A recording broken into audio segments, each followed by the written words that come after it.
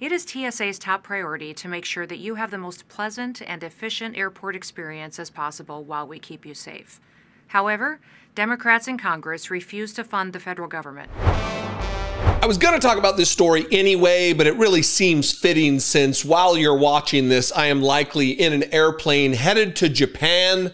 Brittany Page and I planned this trip months and months and months ago. It is a work/vacation, kind of a hybrid situation. And while I'm gone for the next 5 days, the rest of this week and the beginning of the next, you will have, it is an embarrassment of riches on my part to have once again Garrison Hayes guest host this program, who just got off the heels of interviewing former President of the United States of America, Barack Obama. So seriously, I am so lucky to have a good and decent individual who is more than capable take over for me for a week.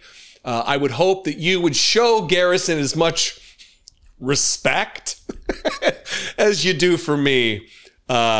And check out his content, because he is very good at what he does. Fantastic. I hope that if you don't know him, you'll get to know him and give him some love in the comments. Now, to the article and the matter at hand. We're talking about Kristi Noem, the Secretary of Homeland Security for these United States of America, the wholly, wildly unqualified individual to run our Homeland Security. You know, when you go to the airport, this is why this story matters, or it's adjacent to what's going on in my life right now. You know, when you go to the airport and you're checking it, for those of you who live in the United States, and you're checking in and you got Kristi Noem's mug there on a monitor telling you about the real ID, or take off your shoes, or make sure you separate your luggage into whatever compartments, and whatever little message from the Homeland Security Director on the monitors. Well, those are being updated around the country in different airports, and some airports are refusing to air the new recording from Kristi Noem. One, because it violates the law, but two, because it's just outside of the norm of what they should be playing in an airport. Give me 37 seconds of your time as I share the proposed video that will be playing in airports, maybe near you. Hi, I'm Kristi Noem, the United States Secretary of Homeland Security. It is TSA's top priority to make sure that you have the most pleasant and efficient airport experience as possible while we keep you safe. However, Democrats in Congress refuse to fund the federal government, and because of this, many of our operations are impacted, and most of our TSA employees are working without pay. We will continue to do all that we can to avoid delays that will impact your travel. And our hope is that Democrats will soon recognize the importance of opening the government. I will never get used to these ghouls being in charge. One, imagine you are a TSA agent and has to be in audio proximity to that video playing over and over and over and over, with her denigrating the Democratic Party as though the Democrats, who control no element of government, apparently it's our fault that the government shut down. The Republican Party controls the House, the Senate, the executive branch, and much of the judiciary, but it's Democrats' fault that the government shut down. The other thing, the thing that makes this illegal, is this is absolutely against the law, violation of the Hatch Act, that partisan political activity cannot be taking place at work. The only person who's exempted from that would be Donald Trump, the President of the United States. Not Trump specifically, but anybody who holds the office of president. This is what the Washington Post says, because there are several airports that are saying, we're not going to take part in this. Here's the headline. Airports say they won't air Kristi Noem's shutdown video at TSA checkpoints. Travelers in Cleveland, LA, Phoenix, Seattle, and other cities will not see the footage, which blames congressional Democrats for shutdown-related flight delays. Airports in more than a half a dozen U.S. markets have declined to display a video in which Homeland Security Secretary Kristi L. Noem blames congressional Democrats for the government shutdown and any related travel delays, citing the political nature of its content, according to local authorities. officials that oversee airports serving Buffalo, Charlotte, Cleveland, Los Angeles, Phoenix, Seattle, and Portland, Oregon, said the video could violate internal policies that bar political messaging or contravene state or federal laws that prohibit the use of public resources for political activity. Quote, "We believe the Hatch Act clearly prohibits use of public assets for political purposes and messaging," said Molly Prescott, a spokesperson for the Port of Portland, which operates Portland International Airport.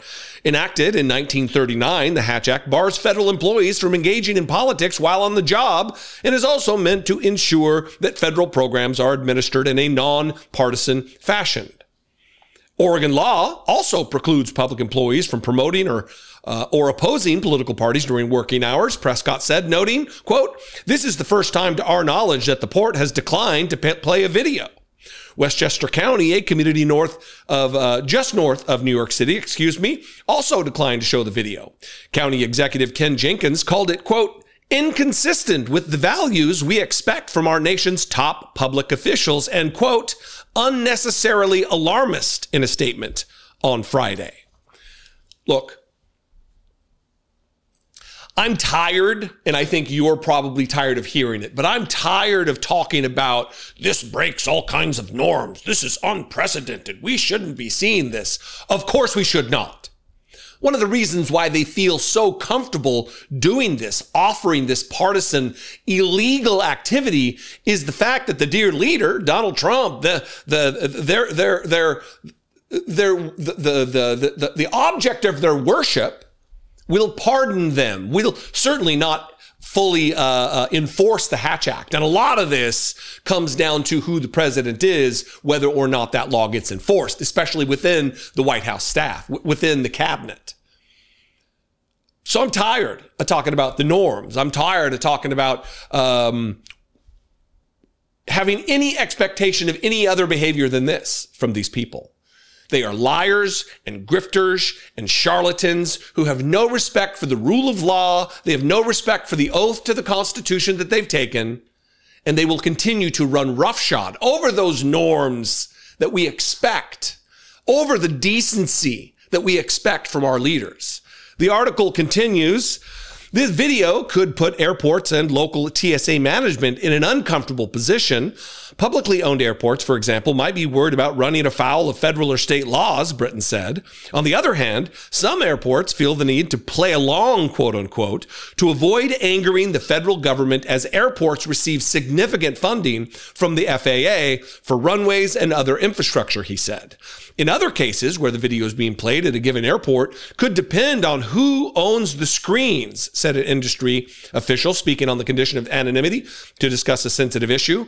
In some cases, the TSA might own the television systems, the person said. And then finally, many TSA agents and other employees are still working but not being paid because of a government shutdown now nearing the end of its second week.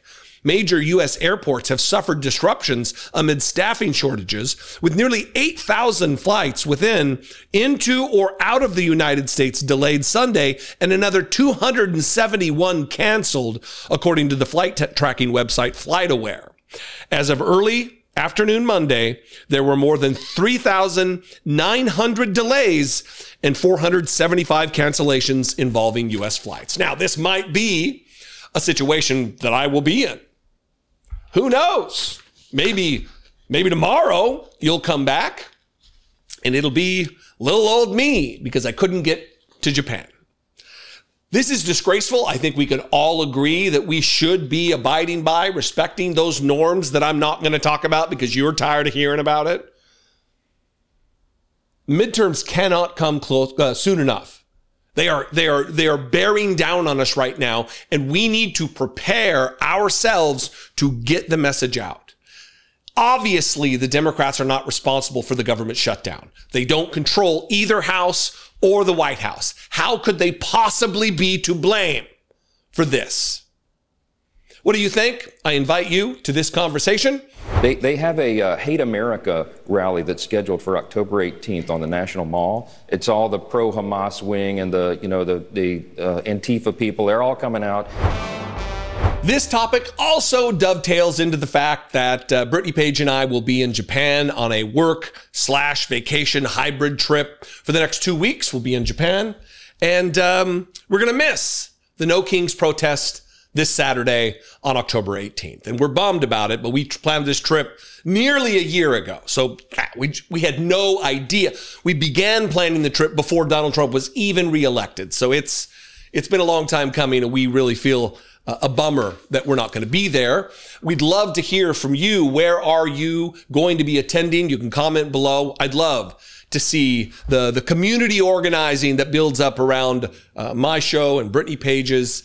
It's very important. But on that note, the note of the protest, it strains rationality, the way that Republicans are talking about the No Kings protest, which you absolutely should find your local protest, get out there and join one with another to raise your voice, to let Donald Trump and these ghouls know that you're not going to stand for fascism in the United States, and there will be consequence when all of this is over. The thing, though, that is so remarkable about the tactics that they're using is they're straight up accusing every Democrat. There will be millions of people participating in this protest on Saturday, and they're accusing them of, one, being Hamas lovers, but also just terrorists themselves. Sean Duffy took time out of his busy schedule as the transportation secretary to start leveling accusations against peaceful protesters. And essentially he's saying, if you peacefully protest against Donald Trump, you are a terrorist. If you exercise your constitutional right to free speech, to the right of freedom of assembly, to redress your government of your grievances, you are a terrorist, according to Sean Duffy. But again, the No Kings protest, Maria, really frustrating. I mean, this is part of Antifa, paid protesters. It begs the question, who's funding it? But yeah, Democrats want to wait for a big rally of a No Kings protest, when the bottom line is, who's running the show in the Senate? Chuck Schumer's not running the show. The No Kings protesters or organizers are running the show. Is AOC threatening a primary against Chuck Schumer? Is she running the show? But you need a strong leader in the Senate to take control and make decisions.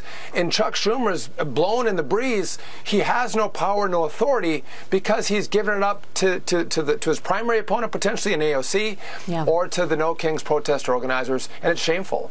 One, his talking points are all over the place. He goes from AOC to Chuck Schumer to the No Kings, and you're Antifa if you want to take part in that. If you want to lift your voice and join one with another, as I said before, you're Antifa. And they consider Antifa a terrorist organization.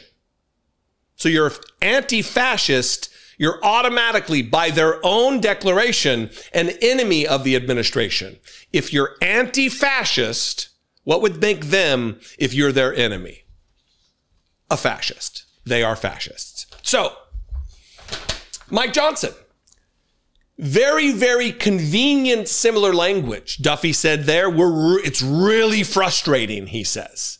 Mike Johnson says, we're so angry about it. And then he pivots into the same kind of rhetoric about terrorism and Antifa because they don't want this protest to happen. They do not, above any other thing, want it to be successful. They know that there will be millions upon millions upon millions of Americans. The last one took place during Donald Trump's dipshit parade, his military birthday parade. And they don't want this one to be a success.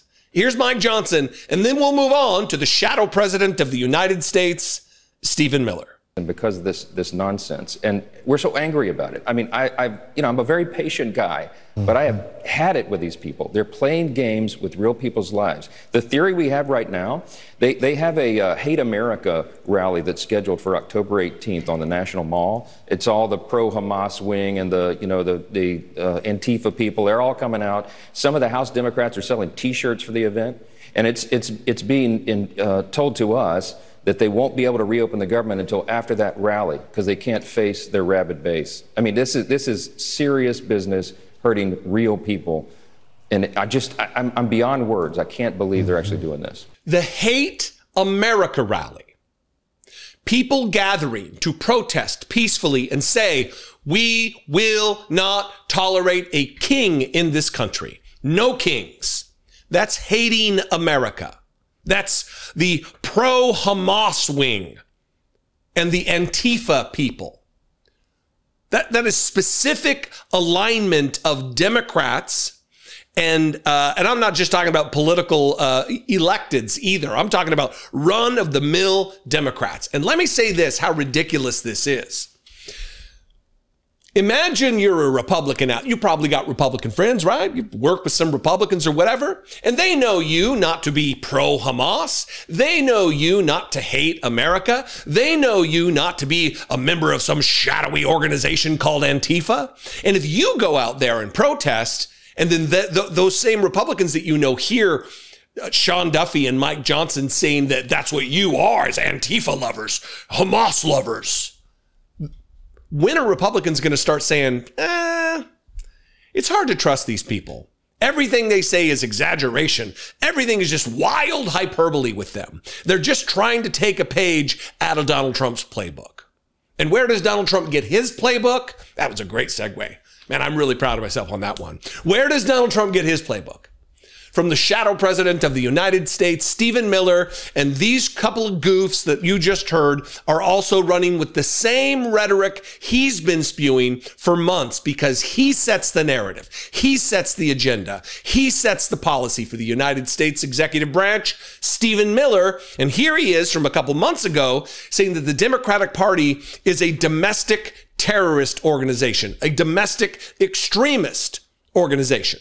The Democrat Party does not fight for, care about, or represent American citizens. It is an entity devoted exclusively to the defense of hardened criminals, gangbangers, and illegal alien killers and terrorists.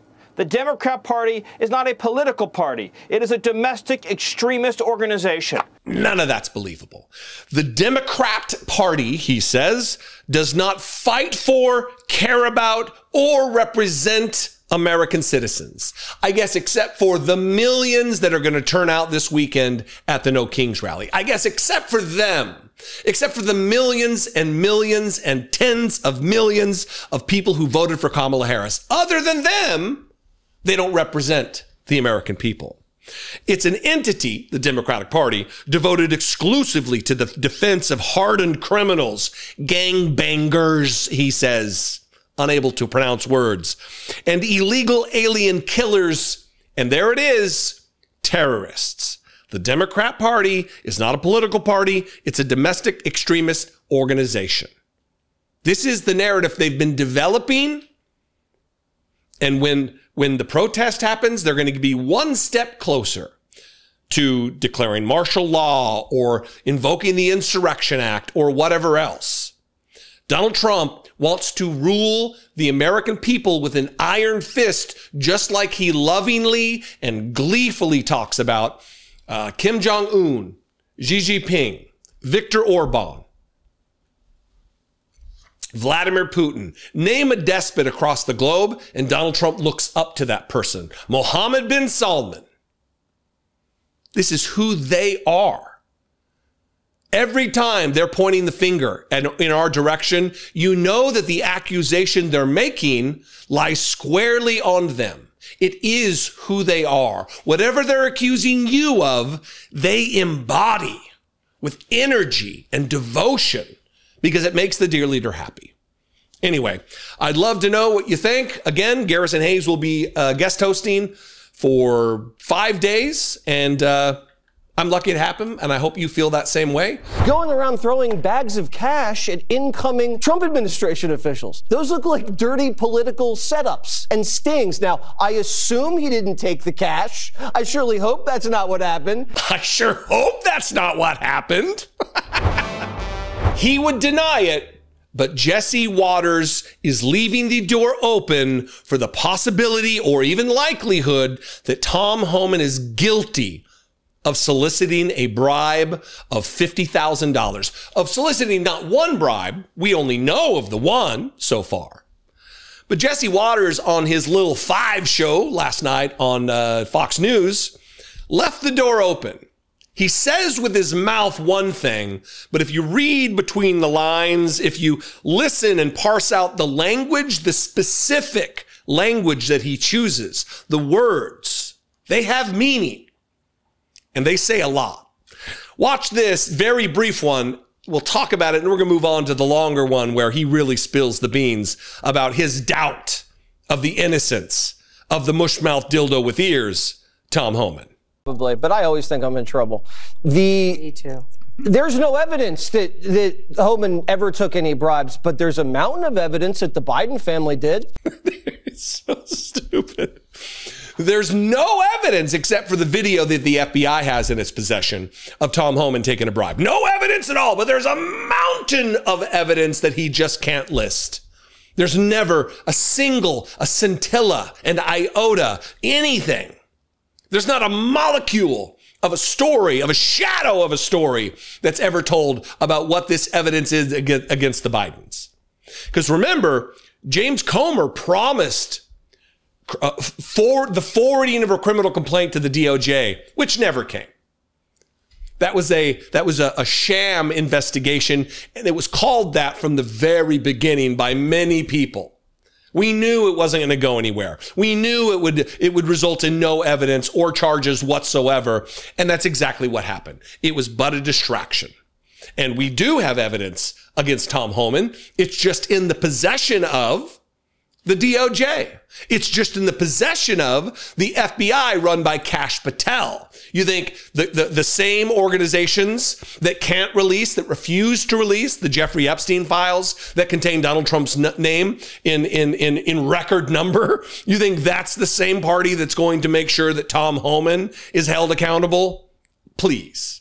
Now, that was very certain language that he used there. As he went on and started to explain, you realize he's not quite as confident as he would like you to believe. Because it looks like what the Biden DOJ was doing was going around throwing bags of cash at incoming Trump administration officials. Those look like dirty political setups and stings. Now, I assume he didn't take the cash and not report it to the IRS. I surely hope that's not what happened, but I don't trust the DOJ to not be dirty under Joe Biden, but you can tell that that's what they're doing. They're going to hammer this sting hard next time they take power. I sure hope that's not what happened. Listen, there's an easy way to not get caught up in a sting, in a situation where they're throwing bags of cash at you, is you don't accept a bribe. You know how many times I've accepted $50,000 in cash in a kava bag, and I've been caught on tape doing it? Well, none of that has ever happened. I've never accepted money. I've never been caught on tape accepting money because I don't offer bribes. I don't offer to steer government contracts. I don't break the law. I don't traffic in these circles of impropriety, of illegality. And Tom HOMAN does. And the reason Tom HOMAN does is because Donald Trump does. And it's a follow the leader atmosphere here. The fish rots from the head, or whatever saying it is. This is what's going on here. And even Jesse Waters isn't fully believing the story of the administration. And how could he? There's an organization out there, there's a Twitter account called Home of the Brave. And they put together a mashup that encapsulates what I've been talking about for the last several days. That it's so easy not to believe these people because every single one of them has a different story. All they got to do is come up with one narrative and stick to that. Instead, Tom HOMAN has a statement that wholly disagrees with Caroline Leavitt, whose statement disagrees with Pam Bondi's, whose statement disagrees with J.D. Vance's, whose statement disagrees with Kristi Noem, whose statement disagrees with the mind-withered Donald Trump. Watch this. It's like 2 minutes long, but it really puts in perspective the reason that not only you don't believe Tom HOMAN, but even Jesse Waters does not. They said that you took $50,000 in cash in a bag from an undercover FBI agent to help them win government contracts in Trump's second term. Look, I did nothing criminal. I did nothing illegal. And it's hit piece after hit piece after hit piece. Mr. HOMAN never took the $50,000 that you're referring to. I do want to go back to HOMAN. You know, there's a tape, right, with Mr. HOMAN? I mean, first of all, is there a tape that has audio and video of the transfer of the $50,000? You would have to talk to Director Patel about that. No, I'm talking to you. I don't know the answer, Senator. Tom HOMAN did not take a bribe. It's a ridiculous smear. He did not take a bribe. Did he accept $50,000? I'm sure that in the course of Tom HOMAN's life, he has been paid more than $50,000 for services. The question is, did he do something illegal? And there's absolutely no evidence that Tom HOMAN has ever taken a bribe or done anything illegal, which is why he's working in the administration. I'm asking you, did he accept the $50,000 that was caught on the surveillance tape? Did he accept that $50,000 or not? George, I don't know what you're talking about. Did he accept $50,000 for what? He was recorded on an audio tape in September 2024, an FBI surveillance tape, accepting $50,000 in cash. Did he keep that money? Accepting $50,000 for doing what, George? I'm not even sure I understand the question. Is it illegal to take a payment for doing services? So I'm actually not sure what the precise question is. Did he accept $50,000? Honestly, George, I don't know the answer to that question. What I do know is that he didn't violate a crime. So you don't, what was caught on the tape, you're saying right now you don't know whether or not he kept that money? I don't know what tape you're referring to, George. I saw media reports that Tom HOMAN accepted a bribe. There's no evidence of that. So thank you to Home of the Brave for putting that together.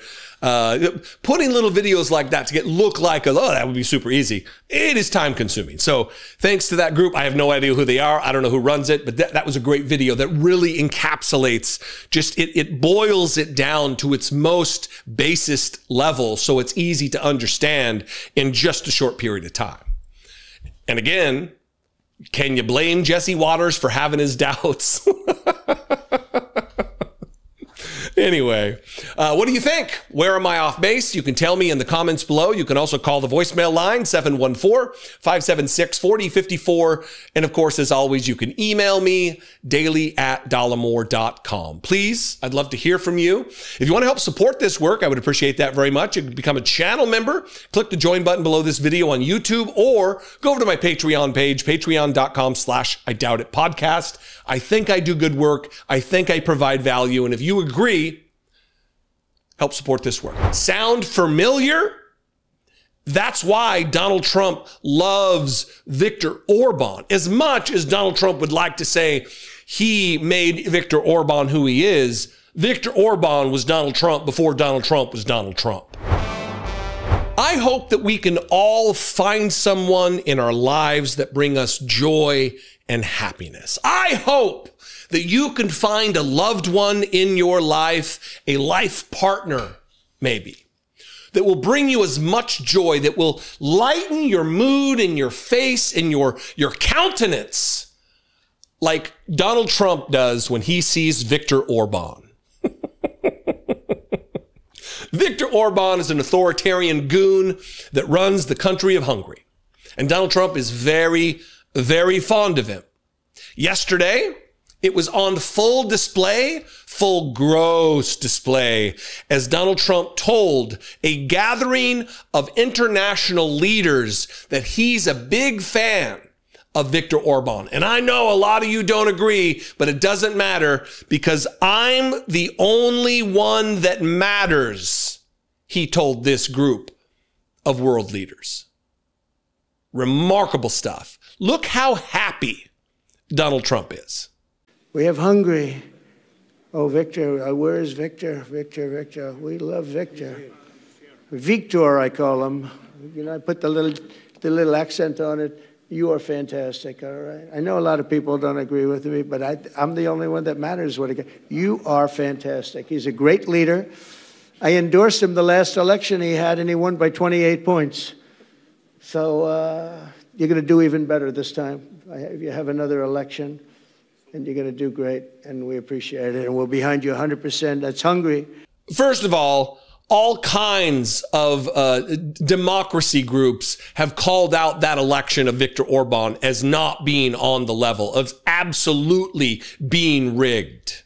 It is to be sure. And Donald Trump is here, the same guy who tried to steal the 2020 election, the same guy who is now endeavoring to steal the 2026 midterms and try to run again in 2028 against the regulatory framework, if you will, of the Constitution. He's saying that you'll even win by a bigger margin. Very weird. Very gross.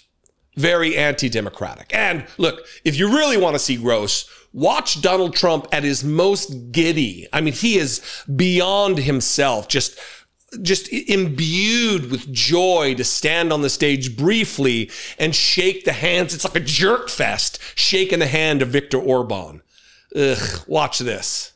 I got this one.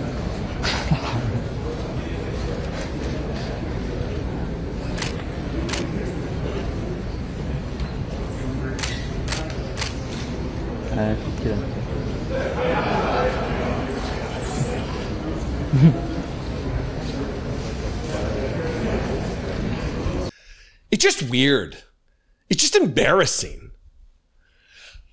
Listen, I never thought, having served in the United States, having volunteered to serve as an enlisted Marine, I never thought I would say I am embarrassed for my country.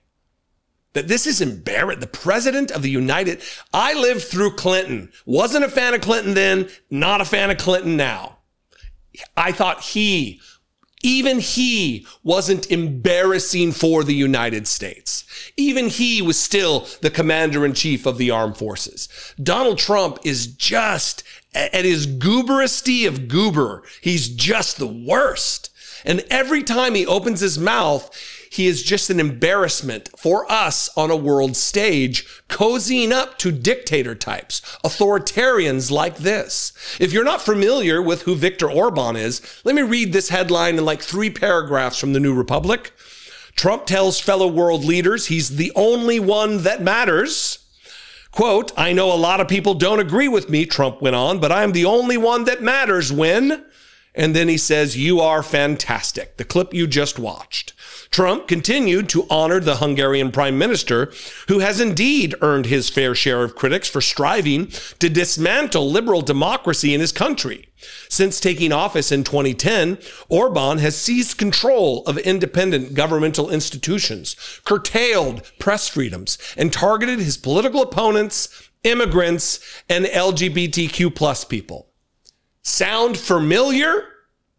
That's why Donald Trump loves Viktor Orban. As much as Donald Trump would like to say he made Viktor Orban who he is, Viktor Orban was Donald Trump before Donald Trump was Donald Trump. He's a great leader, Trump said. I endorsed him the last election he had, and he won by 28 points. So you're going to do even better this time if you have another election, he added, assuring him, we're behind you 100%. I don't know who the we're is. With parliamentary elections taking place next spring, Orban's ruling party, which has dominated Hungarian politics for 15 years, appears to be trailing a new opposition party in public opinion polls. As the Center for European Policy Analysis notes, this has raised concerns, which may ring familiar here in the U.S., that if Orban were to lose, he may refuse to accept defeat and instead challenge the integrity of the vote. And again, who's that sound like? They are 2 peas in a pod. It's why Donald Trump loves Viktor Orban, because when he sees Viktor Orban and he goes into his 30-yard stare, 100-meter stare, he sees himself. That's why it's like, it's which fable is it? Which mythology is it where the guy's enamored by himself looking at his reflection and then becomes whatever? That's Donald Trump for Viktor Orban. I'm not good at the fables and the sayings and the metaphors. If you watch the show for any given time, you know that. And you're probably not here for me, for my recitation of mythology. I think that's Greek mythology. Who knows? Anyway, The problem here is that Donald Trump, he's looking across the globe, getting ideas. I'm sure I wouldn't use the Constitution for this because he doesn't carry a Constitution, but he could, if Donald Trump was a writer or a reader, he might have a notebook where he could jot around notes and good ideas, little zingers that he sees from across different despots across the globe to try to enact in the United States. They're taking plays out of the playbook of Nazis from the middle of the last century. They're certainly looking at Viktor Orban. They're certainly looking at Vladimir Putin, at Xi Jinping, at Kim Jong-un even, for how to run a disinformation campaign, how to distribute and disseminate propaganda that will benefit the administration. Anyway, what do you think? So tell me again how Eric Trump and Don Jr. don't have anything to do with the government. Yet two presidents are talking about them and setting up phone calls. Eric will call you. He's such a good boy. He's such a good boy, says Donald Trump. Let's go back in time together. Is that how it's done? And then you go back. Let's go back in time together and remember how much consternation, how much constipation Republicans had over the Biden crime family and how Joe Biden's son was profiting off the presidency of the United States. He was trafficking on his own name to make himself rich. Remember that? Because I remember that.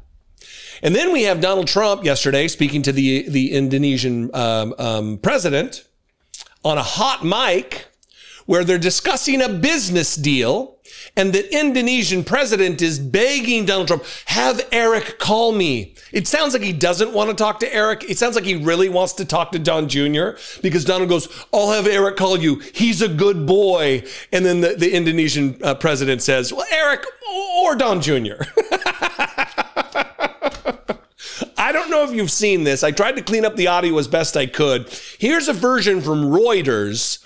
Tell me if you can determine what they're saying. Some of the words we can make out, but this is just hypocrisy run amok. This is disgusting, trafficking on the name of the president. This is profiting off of the office of president. And this is also intermingling government work with Donald Trump's private business to enrich himself.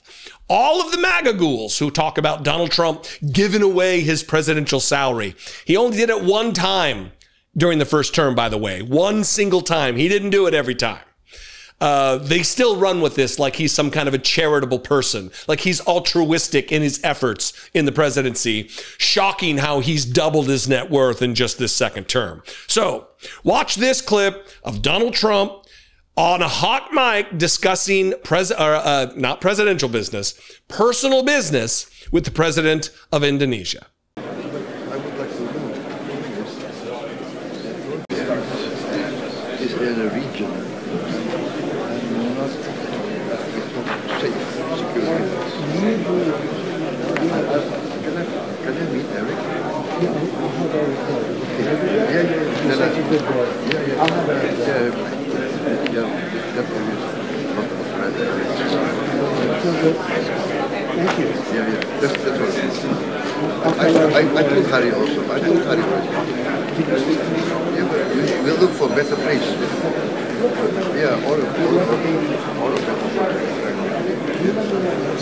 Okay. Yeah. Or Eric or John. You're fantastic. Thank you. I like that you told me that. So tell me again how Eric Trump and Don Jr. don't have anything to do with the government. Yet two presidents are talking about them and setting up phone calls. Eric will call you. He's such a good boy. He's such a good boy, says Donald Trump. This is from Reuters. And then we'll get to a report from Crew from years ago that should shine some light on this dirty, dirty deal. Reuters, Indonesian president asked Trump for meeting with son Eric in hot mic moment. Speaking to Trump as the two men stood behind a podium with a microphone, Prabowo, I don't know how to pronounce his name, I apologize, refers to a region that is, quote, not safe security-wise, and then asks Trump, can I meet Eric? Now, if this were about government, if this were about a security arrangement between two governments, the United States and Indonesia, why would Eric be involved? Because after all, he's not a member of the administration. He has nothing to do with government. They are completely separated. It's like a blind trust situation, right? They have nothing to do other than hitting all the news shows and advancing the fascist agenda of Donald Trump. They don't have a role to play in the White House, or so they say. Trump says, I'll have Eric call. Should I do that? He's such a good boy. I'll have Eric call. Prabowo then says, we'll look for a better place. And Trump says again, I'll have Eric call you. Prabowo says, I'm really fucking up his name. The president of Indonesia says, Eric or Don Jr. Well, Eric, I guess, but really we're looking for Don Jr. We like someone with lacking a chin to assist us in the things we need relative to your business endeavors, Donald Trump. Eric Trump and his brother Donald Trump Jr. both serve as executive vice presidents of the Trump Organization, which has business operations involving real estate, hospitality, and blockchain-based ventures. The company operates a golf course outside the Indonesian capital of Jakarta, according to its website. Another property in Indonesia, a golf club and resort in Bali, is listed on the website as coming soon. So business in the works, it looks like.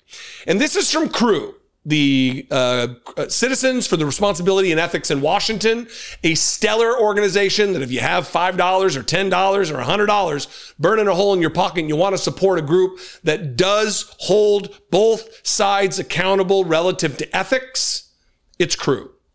This is Trump properties in Indonesia received special tax status from March 2nd, 2021. Not a new story. The Indonesian government granted a special tax status to a new development that includes 3 Trump-branded properties earlier this month, in a move that is likely to financially benefit Donald Trump and appears to have been in the works since long before he left office. This represents yet another entanglement between the Trump brand and a foreign government just weeks after Donald Trump left the presidency and was freed from constraints on his foreign business deals. As Trump considers seeking the presidency again, deals like this remain enormous conflicts of interest. Again, as Trump considers seeking the presidency again, deals like this remain enormous conflicts of interest. And here we are, and he is undeterred from his criminality, from his immorality, from his ethics violations. The Trump Organization is ensnared in a dense web of conflicts of interest with the Indonesian government and Indonesian Development Company. Since 2015, the Trump Organization has partnered with the Indonesian conglomerate MNC Group to build a Trump International Hotel Bali and 3 Trump-branded projects for the company's Lido City Resort. Earlier this month, the Lido City Resort obtained special economic zone status with financial privileges that will extend to the Trump-branded properties there. Unfortunately, this is one of those stories that I don't have a solution for. It's not like we can call your congressman, because in the moment we've got Republicans in the House. We've got the Senate controlled by Republican ghouls, and of course, the executive branch as well. And that's not changing anytime soon. But we do have a way to change this if we vote Democrats into the majority, a wild majority in the House of Representatives, and a wild majority would be great in the Senate, although it's more unlikely. Because if we get a Democratic a majority in both the House and the Senate, we have a better shot of impeaching and removing Donald Trump. And I know people are going to say, well, J.D. Vance would be worse. And no, he would not.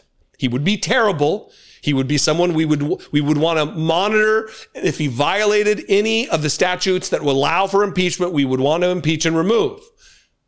But He would not be worse than Donald Trump because he doesn't have a couple of adult brats that are just running roughshod over laws and profiting off of the presidency like they claimed Hunter Biden was.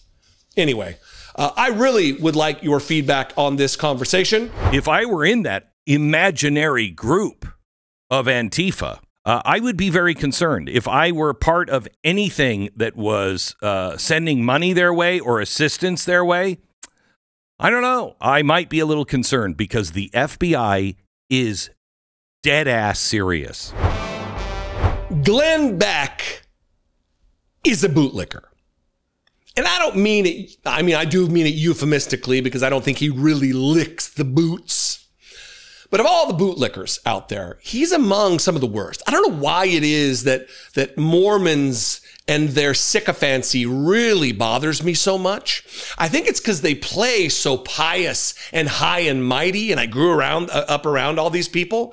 But when the rubber hits the road and they really have an opportunity to shine and be a moral, upstanding beacon, an example to their fellow Americans, they choose not to. They choose to be supplicants of Donald Trump. They choose to join the cult of Donald Trump.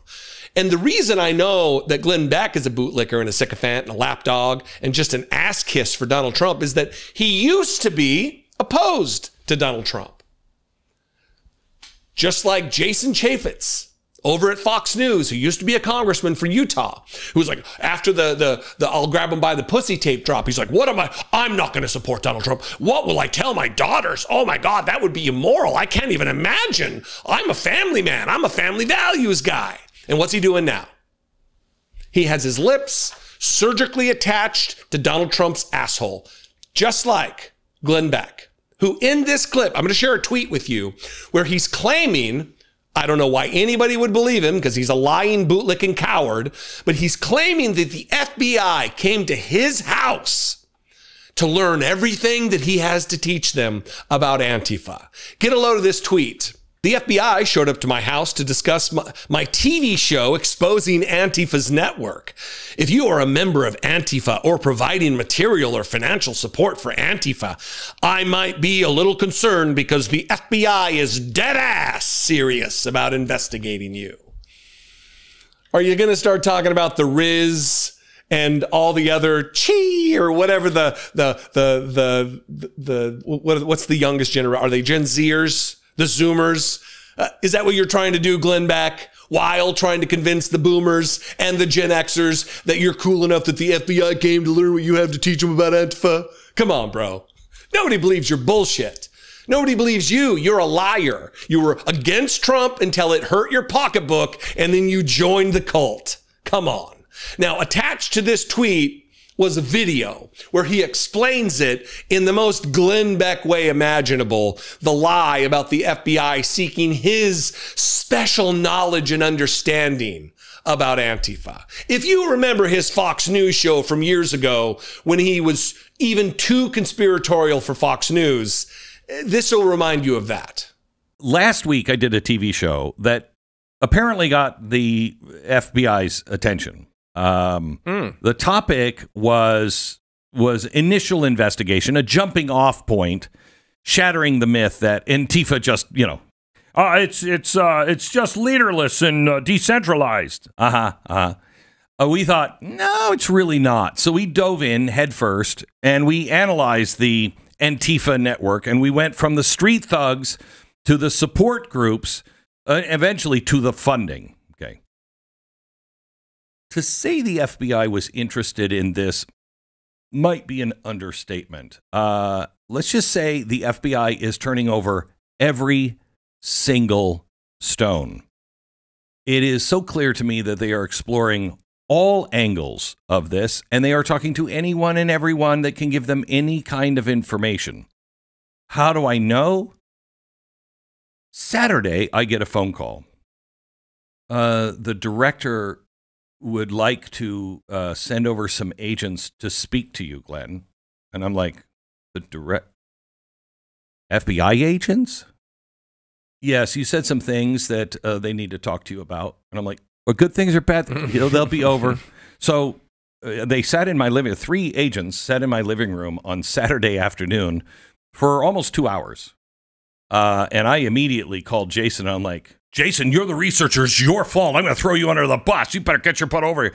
So Jason was there, and my wife and Jason and I sat there, and it was surreal at one point. I talked to him for about 15 minutes just going over the Tides Foundation and saying, if you understand Tides, you'll understand how difficult your job is going to be. And this is information that I first gave on Fox years ago. Let me just say this.